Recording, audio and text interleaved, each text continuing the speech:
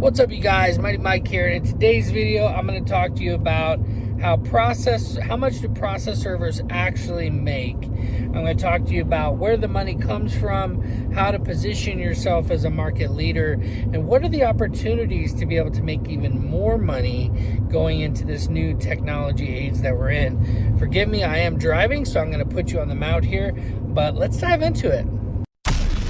You're listening to Process Server Daily, the show where hustle meets strategy in the high-stakes world of process serving. From elite pros to the new servers taking massive action, these are the voices of a rising industry. Hosted by the founder of 123 Legal Support, Mighty Mike Reed. This is your backstage pass to building a profitable process serving empire. Let's get into it. All right, so process servers make good money, right? Not necessarily. Listen, your ability to make money in any business is going to be based on a few different factors, but they're all powered by your ability, your desire, your drive to go out and do the things that I teach you inside of our community at mightyprocessserver.com. So in this video, I'm going to talk to you about where the business comes from, because maybe you're brand new and you have no idea what process serving is, or maybe you've been in the business but you only get business from big box customers. We call them big box customers or affiliates. Now, this is meant to be able to be listened to, so if the camera shaking or any of that stuff bothers you, just set the phone down and listen to it, okay? So we're going to talk about a few things, like I said. But first of all, how much could you make as a process server? Well, I can only tell you my experience and the experience of some of my students.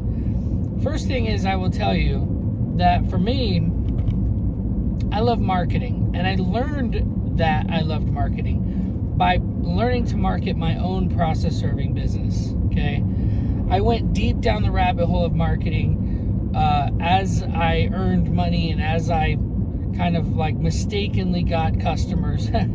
Just doing what you probably have thought to do, like print out some flyers, go inside of attorneys' offices, talk to them, try to get new customers. This all works. Everything works if you work, okay? This is one of my sayings, because you have to put in the work, okay? But how much can you make? Within 2 years, I was making over, I think the first year, I was serving for $25 a paper, and I was making $3,000 a month. That was within the first year, $3,000 a month. But I didn't know what I didn't know, right? Man, I slowly grew that business to $10,000 to $20,000 a month. It was about $18,000 a month in my second year, something like that. And then I remember my third year in business, I remember watching a TV show with my ex-wife, and I was like, they said something about, you know, he made $30,000 a month or something like that in this like crime show. They were talking about $30,000 a month being like a lot of money. And I remember being like, dang, wouldn't that be crazy to make that much money, babe? And she was like, what are you talking about? We make that every month. And I was like, what? And she goes, yeah, we make that every month. At least that. She goes, last month was $38,000. And I remember just going like, what? And she goes, yeah. She goes, how do you think we can afford Starbucks every day? Or Dutch Bros every day? And she was right. I looked at the numbers. I was just busy serving all day. Marketing and serving, and hustling for 3 straight years to build that business. And I will tell you, anyone can do it in the right market conditions. And so if you're like, well, do I have the right market conditions? Well, in the 10K challenge that I did, and I set out to make at least $10,000 within 90 days. I said, you know what? This is after some time had went by. I ended up selling off a good portion of my business, except for the e-filing part of it in California, and helping someone else get started there in the local area and kind of handing off that business there, because I wanted to get out of California during COVID. It was so just wretched. You couldn't even order you order food and they make you go back home. And like, I just had to get out of California. Plus I got a couple big tax bills from the state of California that were just, I was like, I can never do this again. And so I moved to Florida, where there's no state tax and beaches and copper skin Venezuelan beauties. So anyway, I moved to Florida, and my e-filing business was doing well enough that I could pay all my bills. And so that's a story for a different video. E-filing is a big part of my business. But process serving. So I set out to get, when I moved to New Mexico, I moved from Florida to New Mexico and to flip a house. And after being in Florida for a few years, I came to New Mexico. And while I was here, I was like, well, I want to do something to make some money. And you know, when I was in Florida, I was a realtor. I decided to become a realtor during COVID because we couldn't leave our houses. So I took the online training and became a realtor. And I'll tell you, in those 3 years, I made a lot of money selling houses. But I realized it's not a job I wanted to keep doing. So I was in Florida, and I learned in real estate, in order to be successful, you had to do something called prospecting. And prospecting is essentially, you're prospecting for new business. I think it comes from the gold rush age, where you would go out and mine for gold, prospect for gold. Okay. Well, this is essentially what I did. I would prospect for new business by calling homeowners that had owned their home for over 20 years and they had no debt on it, you know. Or I would call people who only had, like, they were upside down on their mortgage, behind on their payments. Whatever it was, I would try to find somebody who might have a need to sell or a want to sell. And I was very successful. I got a lot of listings. You know, I would get, 2 or 3 listings per week, which was unheard of. And, when people would ask me, how'd you do it? It was always back to the basics. Well, I pick up the phone and I start dialing. This is a thing in real estate. So I told myself when I came to New Mexico, I want to start a new process serving business, and I want to do a challenge online because I knew that YouTube was the new way to market yourself. I said, let me just do a challenge and for my process serving community, because I'd already built a community of a couple thousand process servers across the country. I said, well, we could band together. I could leverage that, because when I was in real estate, I would leverage the fact that I had a huge list. I had over 700 investors who like to buy houses cash. So whenever I would list a house, I would send it to those investors, and 9 times out of 10, one of those investors would pay cash for it. So that created a name for me in that. And so I said, maybe I could do that with something like that with process serving. Say, hey, I have this community of process servers across the country, and we're all networking together so we can keep your rates low. Go ahead and use me. And so that's where it started. And so I started that community, that YouTube channel, to teach you guys how to build a business and establish myself as somewhat of an authority in the eyes of a client while helping you guys be successful. So it was like a double-edged sword that works really well. It's been working really well. So I was able to get to that $10,000 per month by getting $12,000 within the first 2 weeks. The second month, we had hit almost $20,000 in the second month. And in the third month, we hit almost $30,000. And at that point, I went ahead, it started to be too many serves for me to do by myself. So I contracted one of the local servers in Santa Fe, and he started doing all my serves up there. And then what I eventually did was I absorbed that company with 123 Legal Support.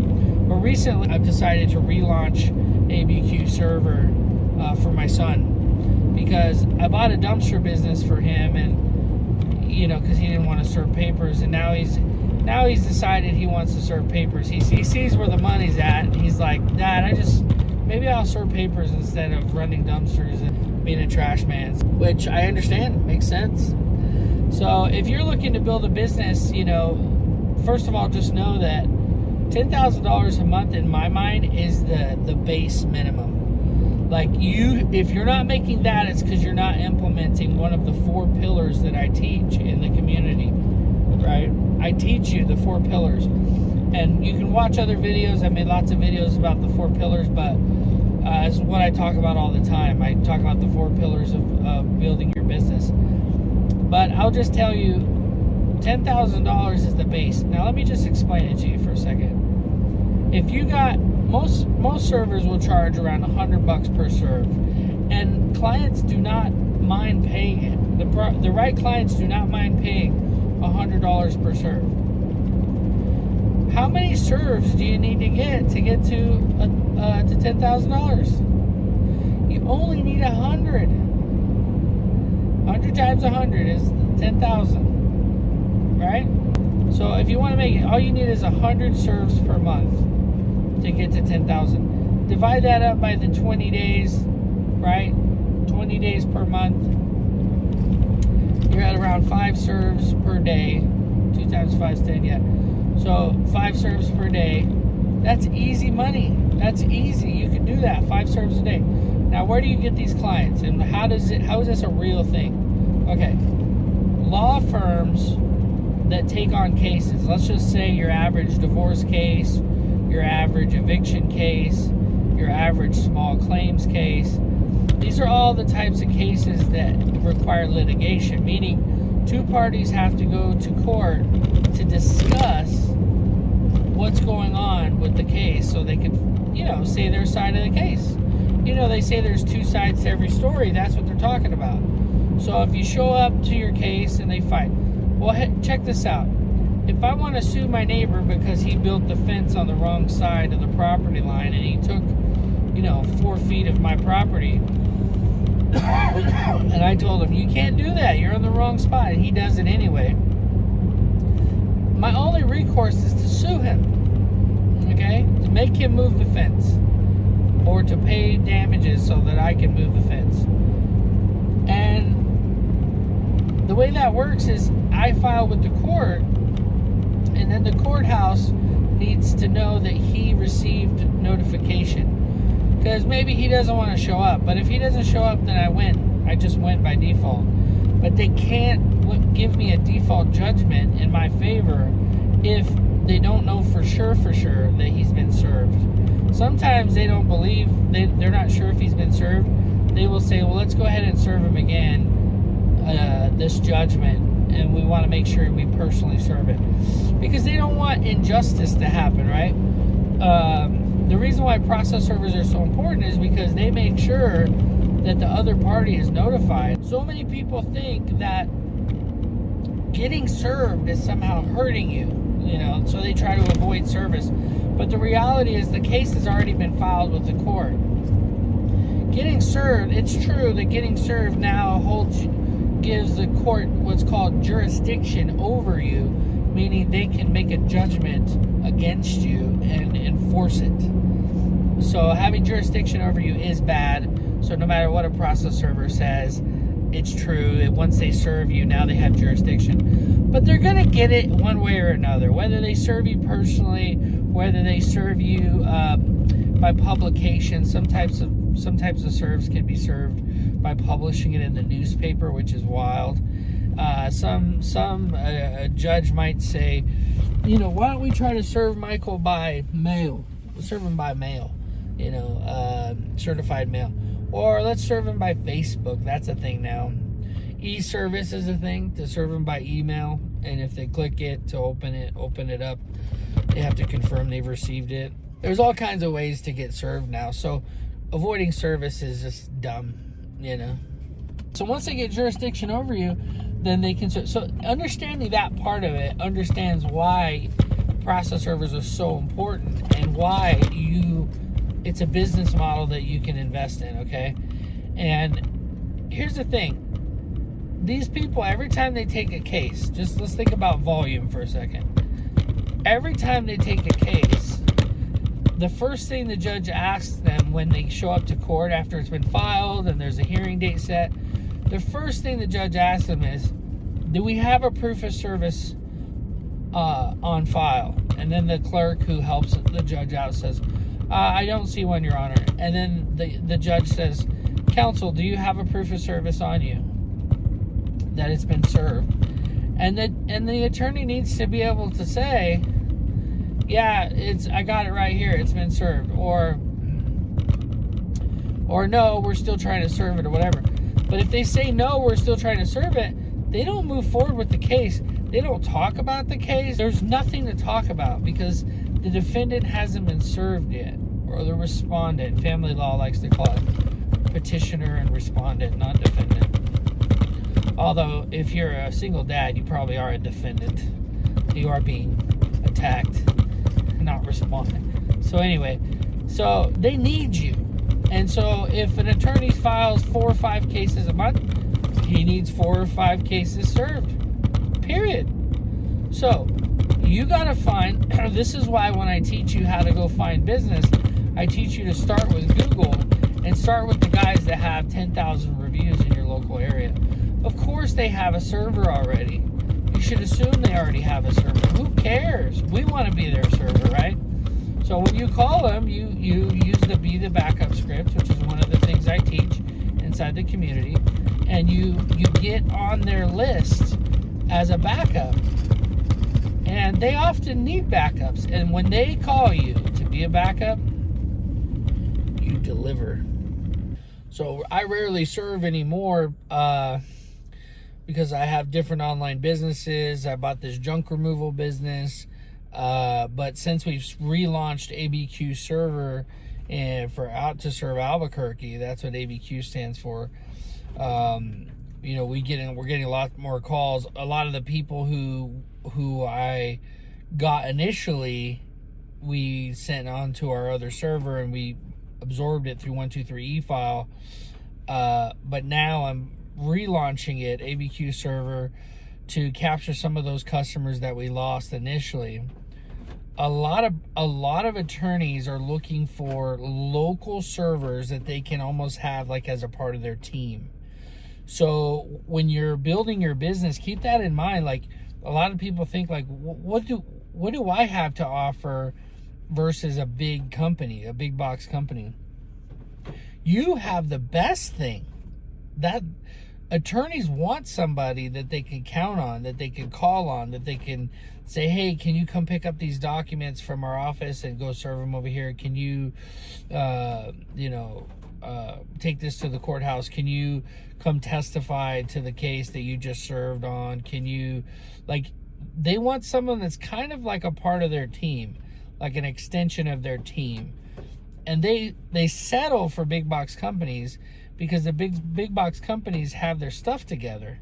They can actually submit an order on their website. They can call somebody and actually have them pick up the phone like most of the time. They can guarantee that the proof of service is filled out correctly, that it has a date and a time on it, that if it needs to be notarized in that area, it's notarized. If it's a certain type of serve that has to be served a certain way, then your server is going to know how to do that without all the hand holding. Like, this is important. This is important stuff. So the last thing that I really want to push on with this process serving business is that you can expand and the sky is the limit. I'm going to tell you a couple examples why. First, process serving itself is not something most people know about.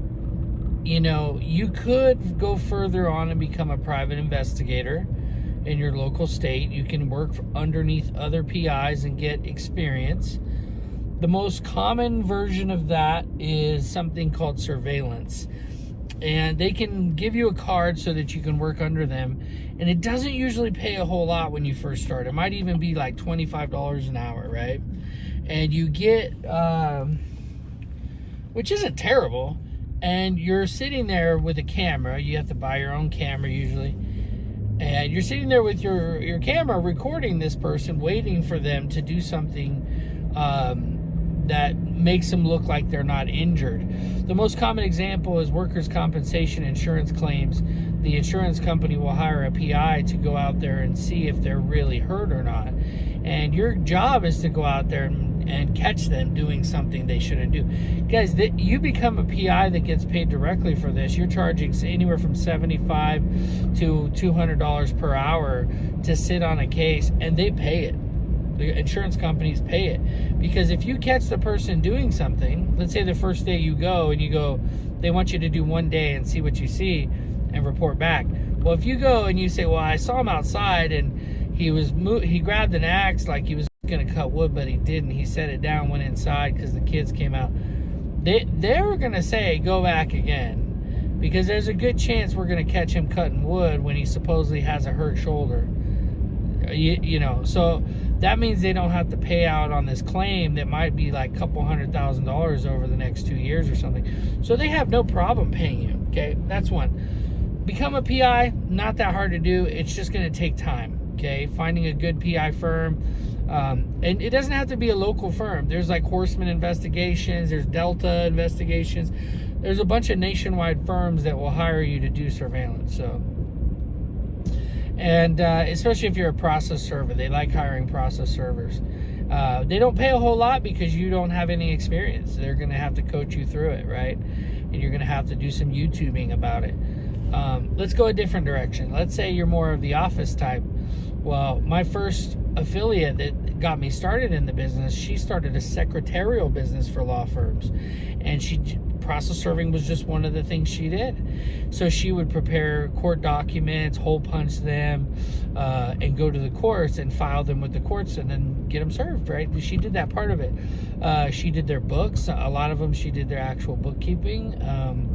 You know, so there's other things you could do to earn money in this industry that relates in some way or another.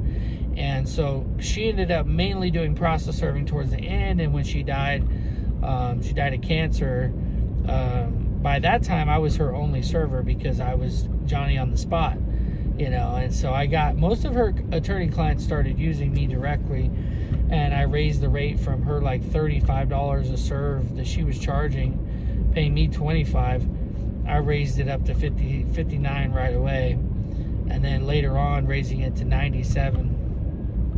And they still paid it. No, they didn't mind paying it. You know, my competitor matched my rates, copied my website, and so I doubled my rate almost, and told all the attorney clients, hey, just let you know I'm raising my rates, but now I'm offering free skip tracing.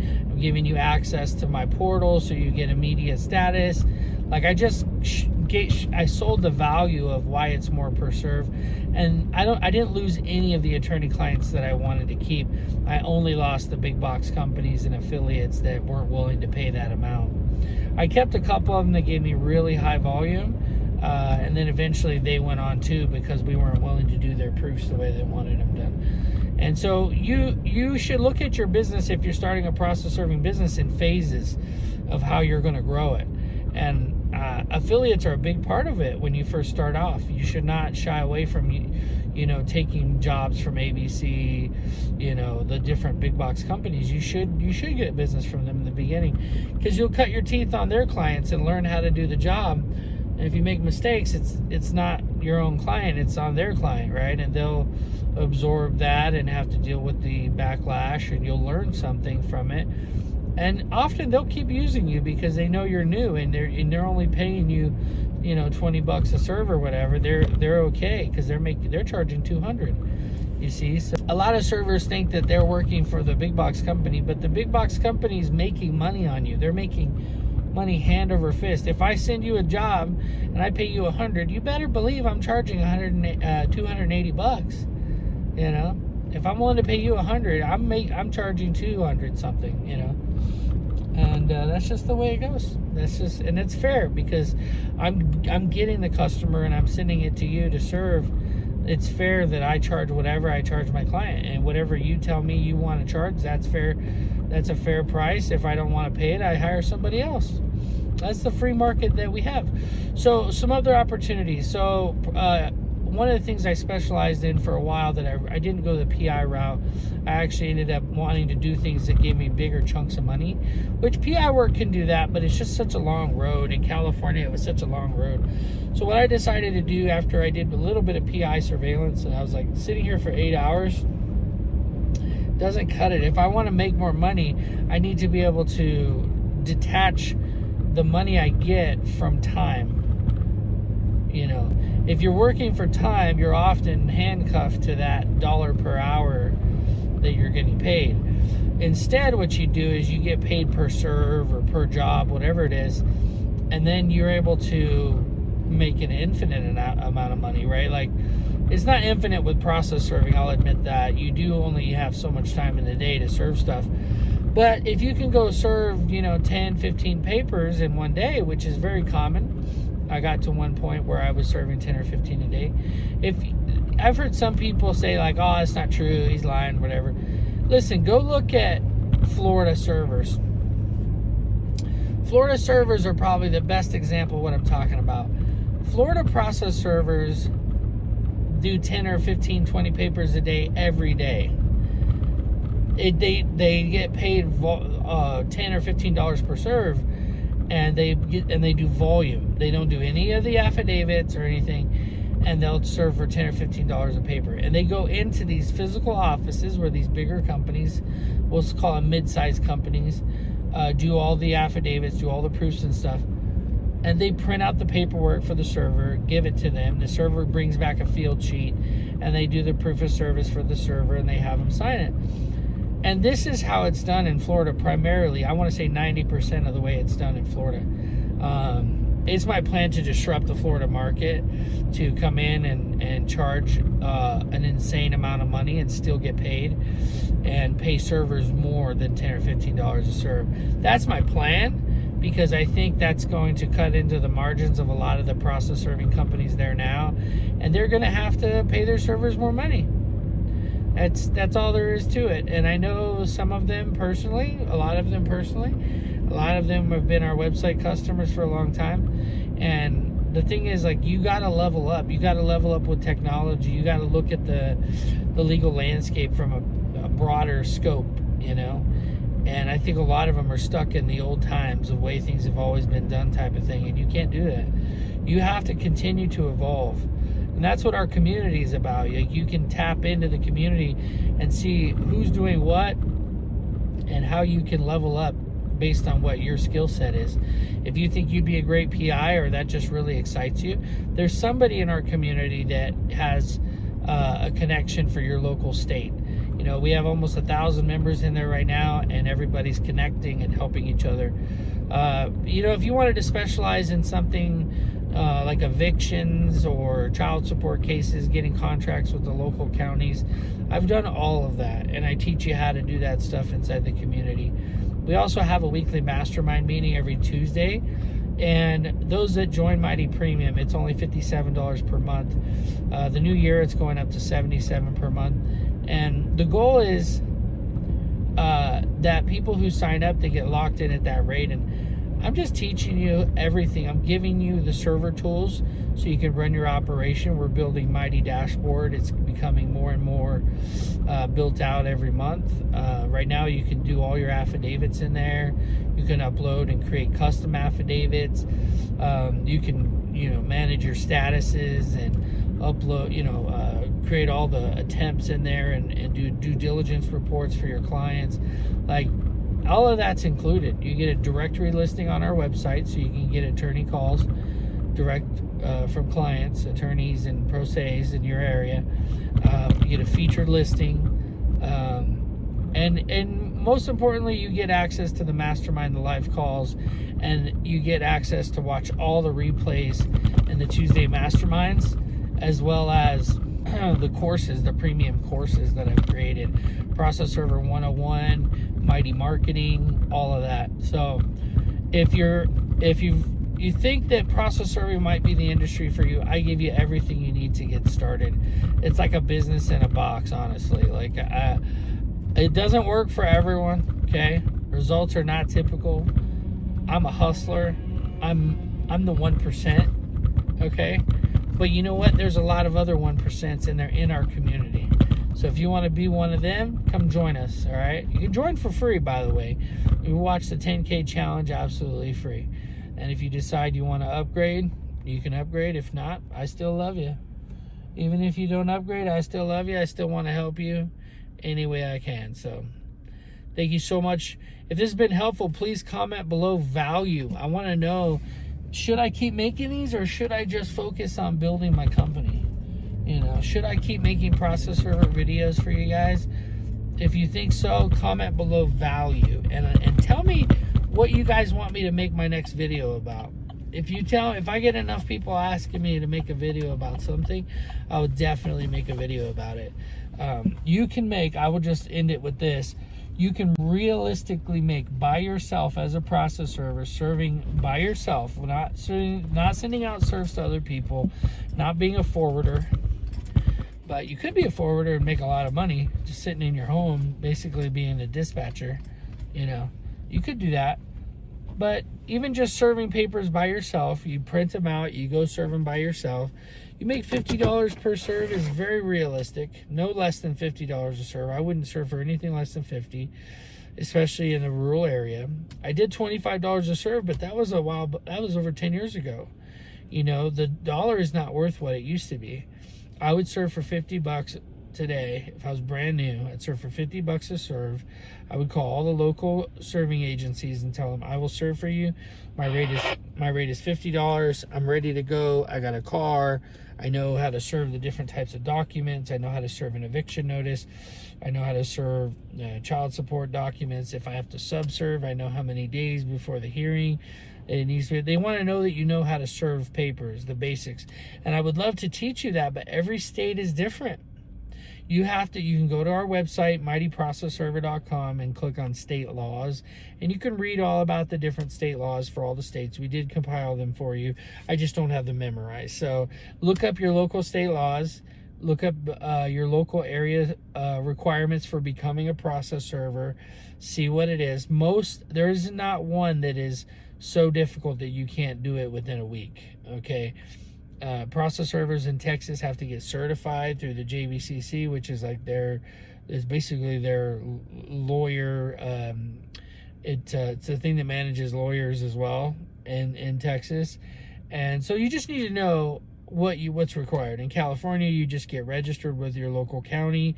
You submit a bond, a $2,000 bond, which you can get for just $50. So some states don't have any requirements, like New Mexico has no requirements. Some states like Florida, the requirements are different for every court district. It's either the sheriff or the court has to appoint you as a server, like a special process server. So it's a mess in Florida because every little area has different requirements, which is crazy. But that's why you want to use a local Florida person. And so you find all your local servers and you use the local people who are already certified. If you're in Florida yourself, you got to learn what area you're going to serve in, become certified at become licensed in that area, and be the pro that everybody wants to use in that area, because they'll put you on their list and they'll give you a shot eventually. So if this has been helpful, comment value below. Come join us inside the community. Don't just hang out on YouTube and watch all my awesome videos. Go inside the community. Actually take the Process Server 101 course. Take the Mighty Marketing course. Engage. Last month I gave away a NAPS membership. If you're not a NAPS member, go become a NAPS member. NAPS.org. It's only $200 for the whole year. And you get that, they have some requirements and you have to serve. You have to be professional. But you join NAPS to support the industry, because they're the ones that's fighting adverse legislation that tries to kill the industry. So that is, in a nutshell, is how much you can make. I would say $100,000 is the benchmark, like the bottom of the barrel. If you're not making that and you're currently serving, you need my help. So go join the community, mightyprocessserver.com, and we'll see you guys on the next Mighty Mastermind. Take care, be safe out there, and as always, live mighty. That's a wrap on another episode of Process Server Daily, where the legal support industry levels up. Want to grow your process serving business with the best marketing tools, the most engaged community, and the highest ranking directory online? Visit mightyprocessserver.com. Claim your listing. Join our free community. Surround yourself with process servers who get it and build something real. From the field to the courtroom, this is Process Server Daily. Until next time, stay safe out there and live mighty.